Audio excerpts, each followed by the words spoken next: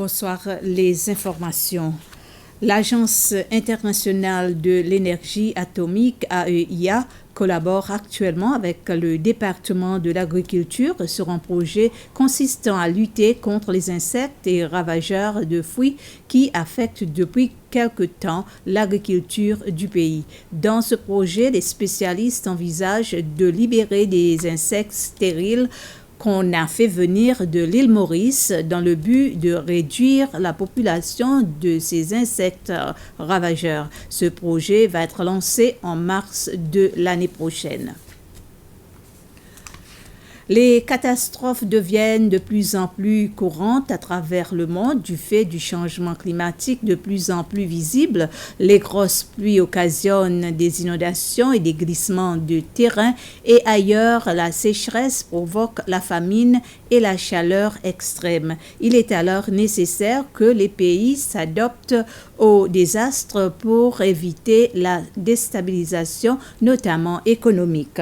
En provision de ces catastrophes, la Fédération internationale de la Croix-Rouge et du Croissant-Rouge a débuté un atelier de 5 jours pour apprendre aux participants les lois qui pourraient être adaptées et comment travailler avec le gouvernement pour leur application. Les participants à cet atelier viennent des Caraïbes, du Sud-Est asiatique, du Pacifique et de l'océan Indien. Le président de la Croix-Rouge des Seychelles, Kishnan Tamatav, a déclaré que cet atelier va permettre aux Seychelles d'être mieux équipées pour faire face aux catastrophes éventuelles et atteindre le standard international.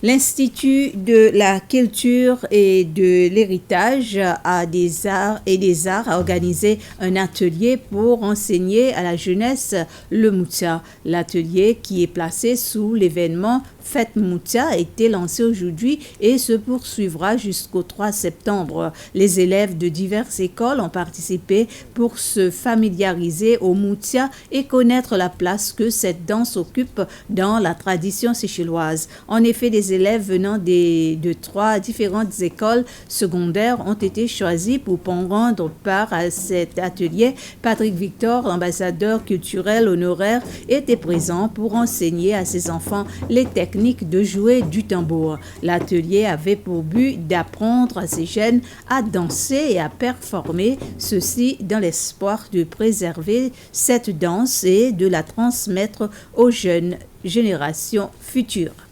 Ainsi s'achève ce flash d'information. Merci de votre attention et bonsoir.